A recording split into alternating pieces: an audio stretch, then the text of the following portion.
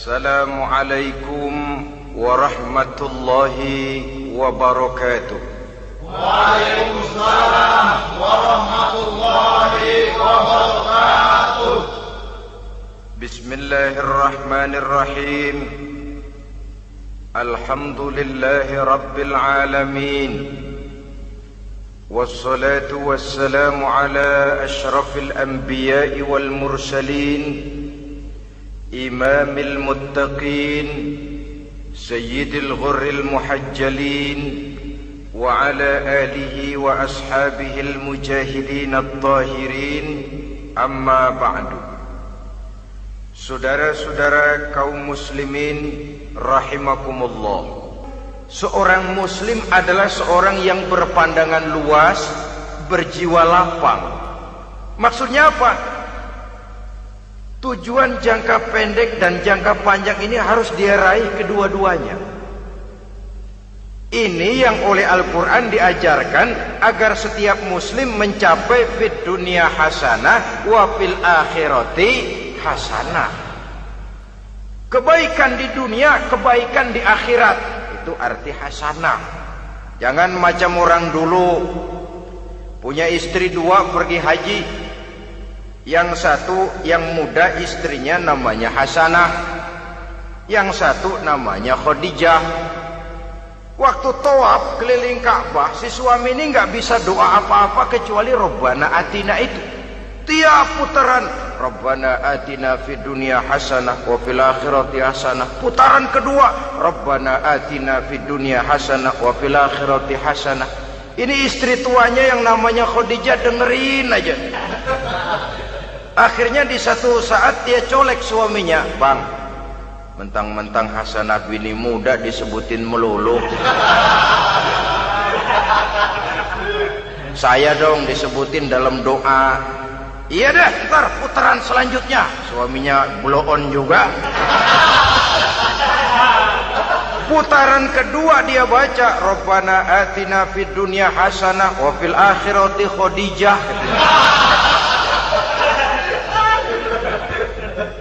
Saudara-saudara, itu makna refleksi daripada doa tadi itu, doa sapu jagat. Kita ingin fid dunya hasanah wa fil akhirati hasanah. Tujuan jangka pendek dunia tercapai, tujuan jangka panjang akhirat dan ridho Allah juga tergapai. Oleh sebab itu Al-Quran menjelaskan, wabtaghi fima atakallahu ad-daral akhirah wa la tansa nasibaka minad dunya. Dengan karunia yang diberikan Allah kepadamu, carilah bahagia akhirat. Wala tansa nasibaka minad dunya, tetapi jangan lupakan bagianmu dalam kehidupan di dunia ini. Cari akhirat, utamakan akhirat dengan tidak usah melupakan jatahmu di dunia. Kenapa saya katakan seorang muslim berjiwa besar? Sebab andai kata dia gagal mencapai tujuan jangka pendek, andai kata dia gagal di dunia, dan dia oleh Islam diajarkan jangan sampai gagal, tapi andai kata dia gagal, dia masih punya tujuan jangka panjang, akhirat dan ridho Allah. Dia masih bisa menghibur diri, biarlah di dunia kita sederhana, bahkan biarlah susah di dunia, asal di akhirat kita bahagia. Orang yang tidak punya pandangan hidup semacam ini, surgalah dunia ini, segalanya telah tertumpu di sini. Bila umurnya selesai, ajalnya datang, selesai sudah surganya sampai di situ, dan dia tidak punya pengharapan lain di belakang itu. Maka seluruhnya bertumpu pada kehidupan di dunia, padahal dunia seperti air laut, makin diminum makin haus, makin kering tenggorokan. Dunia yang diperturutkan menyeret manusia ke dalam lingkaran setan, terjebak dalam sifat yang namanya tamak bin rakus alias serakah.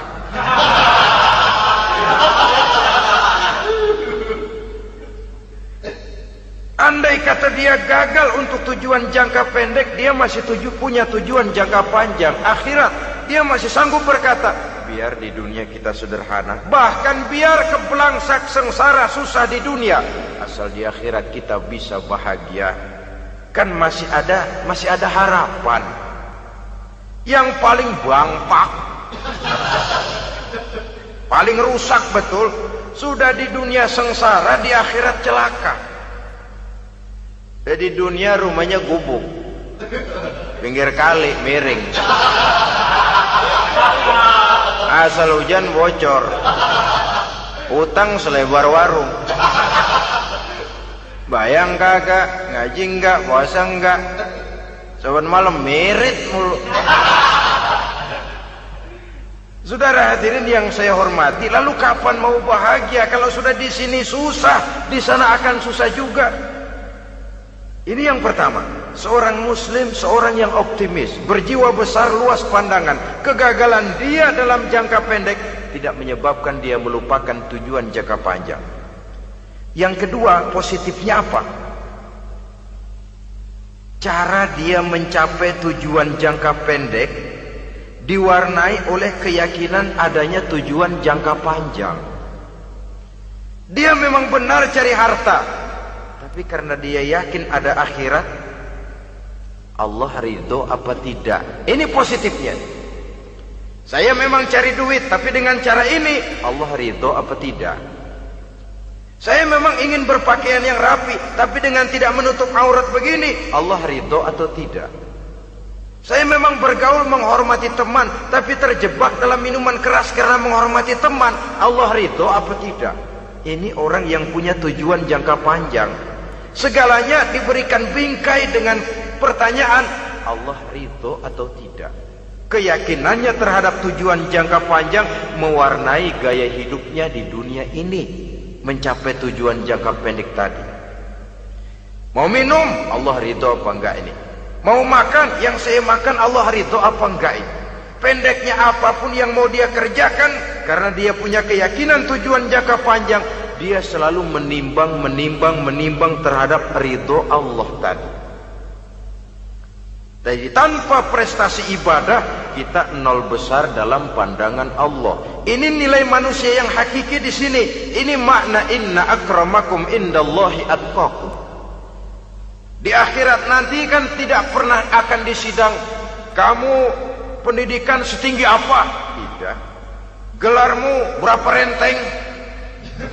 Profesor, doktor? Tidak. Akhirat hanya menyidang, kau sholat atau tidak? Kau puasa atau tidak? Kau zakat atau tidak? Diberikan kamu harta yang banyak, dari mana kau dapat, kemana kau belanjakan? Prestasi ibadah itu yang ditanya. Setinggi apa pendidikan, sebanyak apa pengalaman, no problem. Tidak jadi masalah di akhirat itu. Prestasi ibadah itu yang akan kita persembahkan di hadapan Allah. Itu makna inna akramakum indallahi atqakum.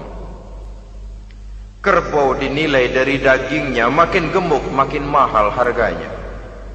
Tapi ada perkutut lebih mahal dari kerbau. Perkutut itu mahalan mentahnya loh daripada matangnya. Karena harga perkutut pada suaranya. Lalu di mana harga manusia yang paling gemuk? Tidak. Suaranya, oh kalau manusia dinilai dari suaranya, barangkali Madonna nomor awal masuk surga. Hanyalah dengan prestasi ibadah kita bisa mencapai tujuan jangka panjang akhirat dan ridho Allah. Nah, baiklah ya, kalau sudah jelas bahwa kita punya dua tujuan jangka hidup, jangka pendek dan jangka panjang, bagaimana Islam mengajarkan kita meraih dua ini? Pada prinsipnya Islam mengajarkan sistem keseimbangan. Dalam berbagai aspek kehidupan, keseimbangan ini nampak dengan nyata diajarkan oleh agama kita. Seperti ayat yang saya bacakan tadi. Dengan karunia yang diberikan Allah kepadamu, cari negeri akhirat, tapi jangan lupakan bagianmu di dunia ini. Dalam bentuk yang lebih nyata, bekerjalah untuk duniamu seolah kau akan hidup buat selamanya, tapi bekerjalah buat akhiratmu seolah kau akan mati besok. Manifestasinya dalam kehidupan misalnya orang kaya diperintah membantu yang miskin, tapi orang miskin dianjurkan berusaha. Jangan mengandalkan hidup kepada yang kaya, seimbang. Kamu kaya, betul Pak, bantu yang miskin. Kamu miskin, iya Pak, berusaha. Seimbang. Tuan rumah diwajibkan menghormati tamu, tamu diwajibkan tahu diri, seimbang. Jadi bagaimana kalau sudah kita bekerja di sawah, di ladang, di pasar, di kantor, anggap kita akan hidup selamanya agar timbul gairah kerja. Tapi kalau sudah sholat, anggap kita akan mati besok supaya timbul khusyuknya. Nah, titik tekannya di mana? Stresnya itu. Walaupun Islam mengajarkan sistem keseimbangan, tapi Al-Quran tetap menggarisbawahi walal akhiratu khairul laka minal, bahwa bagaimanapun seimbangnya, akhirat itu lebih utama daripada dunia. Bagaimana implementasinya? Kata orang-orang tua, kalau kita menanam padi, rumput pasti tumbuh, tapi nanam rumput jangan mimpi tumbuh padi. Maksudnya apa? Kalau satu perbuatan kita niatkan karena Allah, dunianya pasti ikut. Tapi kalau satu perbuatan diniatkan karena dunia semata-mata, akhirat akan hilang. Sebab itu, biasakanlah berbuat sesuatu baik untuk tujuan jangka pendek, lebih-lebih untuk tujuan jangka panjang, dengan motif lillahi ta'ala. Jadi saya ulangi, satu perbuatan kalau sudah diniatkan karena Allah, dunia biasanya ikut. Tapi kalau diniatkan karena dunia semata-mata, akhirat akan luput. Padahal itu titik tekannya, walal akhiratu khairul laka minal ula. Saudara-saudara kaum muslimin rahimakumullah, ini tujuan hidup. Jadi landasan tempat kita bertolak sudah jelas, pantai yang akan kita tuju dalam kehidupan ini juga sudah nyata. Kita ingin mencapai apa yang dinamakan fid dunya hasanah wa fil akhirati hasanah. Untuk itu perlu ada keseimbangan, tetapi titik tekannya tetap akhirat lebih utama daripada kehidupan dunia ini. Sekarang kalau sudah ada dasar hidup, sudah ada tujuan yang akan kita capai, tentu harus ada alat untuk mencapainya. Semuanya perlu sarana. Bahkan pada hakikatnya dalam kaidah usul fikih para ulama mengajarkan lil wasail hukmul maqasid. Sarana dan tujuan hukumnya sama. Ini mestinya mendidik umat Islam jadi pinter. Jangan cuma berpikir melaksanakan satu pekerjaan, tapi juga berpikir menciptakan sarana untuk terwujudnya pekerjaan itu. Misalnya umat Islam wajib pergi haji kalau mampu, kan begitu toh? Kalau dia umat Islam Indonesia, tentu pergi hajinya ke Mekah. Mekah, Jeddah, Mekah, Indonesia, perlu sarana angkutan untuk sampai ke sana. Kapal laut, kapal udara. Artinya umat Islam harus maju di bidang teknologi, bisa menciptakan pesawat, bisa menciptakan kapal laut, sarana yang akan menyampaikan dia untuk bisa melaksanakan ibadah haji. Selama ini kita bertumpu kepada pemikiran, pokoknya kan yang penting gue pergi haji pakai apa, kayak gue punya duit. Dari segi pribadi memang barangkali begitu. Tapi sebagai umat yang harus mencapai kemajuan, apabila diperintahkan melaksanakan sesuatu, kita pun hakikatnya dituntut menciptakan sarana untuk menunjang pelaksanaan sesuatu itu sendiri. Agama mengajarkan an-nazafatu minal iman, kebersihan sebagian daripada iman. Siapa yang menciptakan mesin cuci, sabun-sabun keras, deterjen, rinso dan lain sebagainya? Siapa yang menciptakan air condition, pembersih ruangan? Kita hanya berpikir pokoknya kan bersih, mau pakai apa kek. Kita jarang yang berpikir kepada pewujudan teknologi modern untuk menerjemahkan hadis itu. Syukurlah belakangan ini sudah muncul teknokrat-teknokrat muslim yang dijiwai oleh semangat Al-Quran membuka tabir rahasia konsepsi Islam di lapangan teknologi modern yang makin lama makin menunjukkan tuntutan kebutuhan daripada umat itu sendiri. Dengan demikian, apabila ada tujuan hidup, kita memerlukan alat untuk mencapai tujuan tadi. Supaya tujuan fid dunya hasanah wa fil akhirati hasanah tercapai, apa alat yang harus kita pakai? Kita lihat surah At-Taubah ayat 111 memberikan jawaban. Innallaha ashtara minal mu'minina anfusahum wa amwalahum bi anna lahumul jannah. Sesungguhnya Allah telah membeli dari orang-orang beriman diri mereka, harta mereka, bahwa sesungguhnya bagi mereka adalah surga. Coba kita simak ayat ini sejenak, akan nampak dengan jelas bahwa ayat ini hakikatnya merupakan satu transaksi yang nyata benar antara kita dengan Allah. Transaksi jual beli sudah terjadi, dan itu langsung dengan Allah, tertuang dalam pernyataan Quran. Pembeli Allah, penjual kita orang-orang beriman, dagangannya adalah anfus dan amwal, harganya adalah surga. Itu sudah tanda tangan pernyataan kita siap jual beli ya Allah. Apalagi baiat kita apa?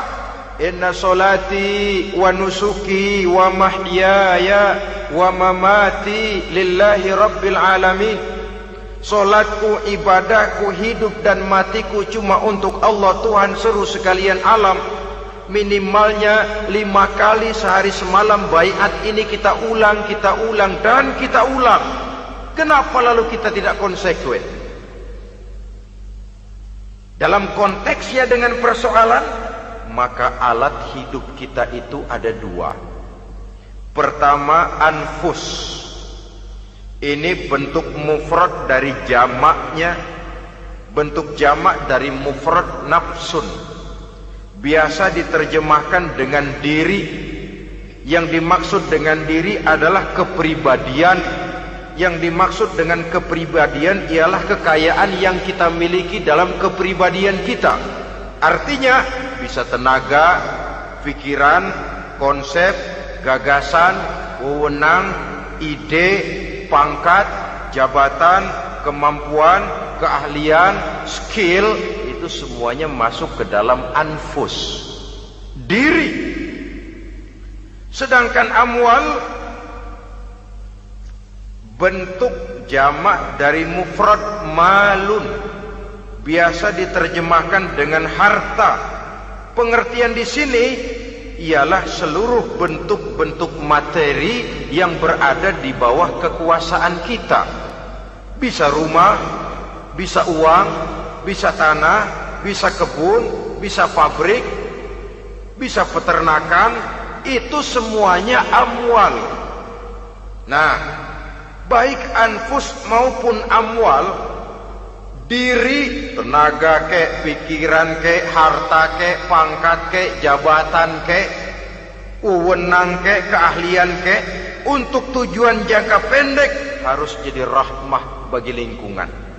Untuk tujuan jangka panjang harus menunjang jalan menuju ridho Allah. Jadi kalau pangkat kita menjauhkan kita dari ridho Allah, itu bukan nikmat tuh, azab. Punya pangkat bukan melakukan kebaikan, malah melakukan kejahatan, setidak-tidaknya berdiri di belakang kejahatan, melindungi perbuatan-perbuatan munkar. Dalam kelas kakap melindungi korupsi, dalam kelas teri jadi backing tukang koprok. Umpamanya itu sudah menyalahi. Alat tidak digunakan untuk mencapai tujuan, itu untuk tujuan jangka pendek. Lalu amwal, harta, uang, tanah, rumah, kebun, untuk tujuan jangka pendek harus menjadi rahmah bagi lingkungan. Sedang untuk tujuan jangka panjang baik diri maupun harta, harus menunjang jalan menuju ridho Allah, harus meningkatkan prestasi ibadah kita kepada Allah Subhanahu wa ta'ala. Malah yang namanya amwal ini tanggung jawabnya lebih berat loh saudara. Kalau saudara diberikan ilmu, sidang akhirat cuma satu, ilmumu kau amalkan untuk apa?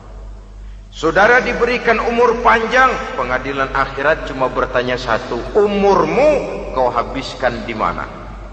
Tapi saudara diberikan harta, pertanyaan akhirat dua, hartamu kau dapat dari mana? Kau belanjakan kemana? Dari mananya dan kemananya ditanya, depan belakang. Kadang-kadang kan ada orang hartanya didapat dari jalan yang halal, dibelanjakan di jalan haram. Kerja peras keringat banting tulang setengah mati, begitu dapat duit beli buntutan, muter-muter kertas cari kode. Didapat dari jalan halal, dibelanjakan di jalan haram. Atau didapat dari cara yang haram, dibelanjakan di jalan yang baik. Menang judi, nyumbang pesantren.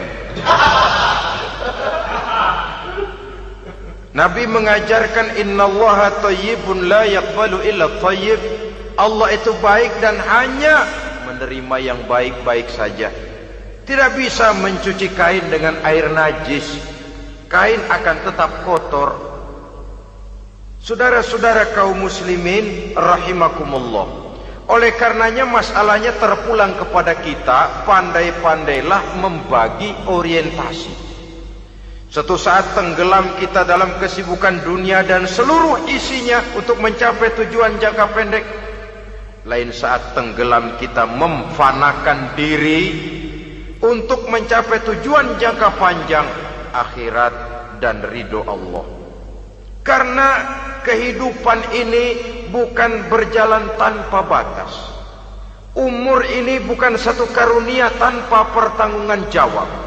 Satu saat setuju atau tidak, rela atau terpaksa, kita akan sampai kepada garis finish daripada perjalanan kehidupan dunia ini, yang memang merupakan satu perjalanan panjang, a walking tall. Kata orang Kulon, a walking tall, satu jalan yang demikian jauhnya. Entoh kita akan sampai ke garis finish. Bila datang ajal, senja kehidupan datang, malam menyelimuti. Datangnya tidak pernah kita sangka, tapi sekali dia datang, tidak satu kekuatan yang bisa menolak.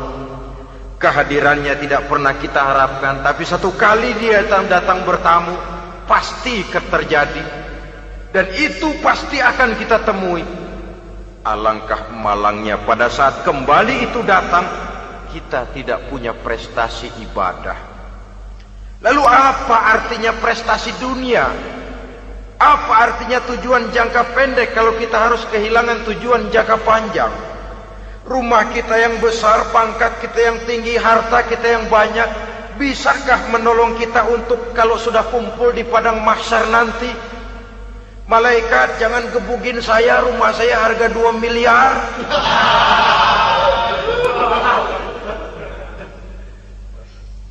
Sudahlah malaikat, damai saja, itu Rolls Royce saya. Pakai saja malaikat, pakai. Kata malaikat, gue budak, gue gak butuh gituan. Hanya prestasi ibadah yang bisa menyelamatkan kita pada kondisi semacam itu. Jadi oleh karena itu saudara-saudara, biar di dunia ini rumah kita besar, mobil bagus, uang banyak, pabrik ada, usaha lancar, asal di akhirat masuk surga aja. Gak apa-apa. Daripada di dunia sengsara, di akhirat neraka, senangnya kapan? Sudah di sini sengsara, di sana kebelangsak. Itu yang orang-orang tua bilang lacur kuda namanya. Pelan dipecut, kenceng digentak, setengah mati, serba salah. Kuda kalau bisa ngomong, gue setengah mati, serba salah. Pelan dipecut, kekencengan ditarik, itu yang namanya lacur kuda begitu. Serba salah posisinya. Untuk itu pandai-pandailah membagi orientasi supaya tercapai tujuan ideal ini, fid dunya hasanah wa fil akhirati hasanah. Ini tentang tujuan hidup. Nah, untuk mencapai tujuan ini kita tidak berjalan sendiri. Kita perlu teman hidup. Di samping teman hidup ada pula lawan hidup. Siapa teman hidup kita untuk mencapai tujuan hidup ini? Dalam arti sempit, teman hidup kita suami istri yang taat kepada Allah. Suami istri lebih dari sekedar satu pasangan, juga saling melengkapi, merupakan bagian daripada kehidupan. Suami adalah teman istri, istri adalah teman suami untuk mencapai tujuan hidup tadi, mencapai fid dunya hasanah wa fil akhirati hasanah. Seiring, seirama, selaras, serasi, seimbang, kata orang sekarang. Teman dalam arti sempit. Adapun teman dalam arti luas, setiap orang yang pandangan hidupnya sama dengan kita, setiap orang yang akidahnya sama dengan kita, terlepas dari suku bangsa apapun, warna kulit apapun, bahasa apapun, jikalau keyakinannya sama, pandangan hidupnya sama, dia adalah saudara kita dalam artian yang luas. Islam tidak kenal teritorial, maka tidak ada itu Islam Jepang. Ya walaupun secara formalnya ada, tapi informal Muslim adalah Muslim, diikat dengan akidah. Itu teman hidup. Lalu lawan hidup siapa? Pertama iblis, dalam segala bentuk dan implementasinya.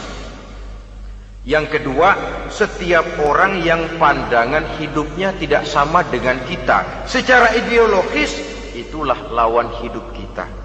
Maka yang teman jadikan teman, yang lawan jadikan lawan. Jangan teman dijadikan lawan, lawan dijadikan teman. Itu namanya kopiah dipasang di kaki, pak bakyak naik ke jidat. Wajar kalau kepala lalu jadi benjol. Salah milih teman, salah cari lawan. Salah milih teman, salah cari lawan.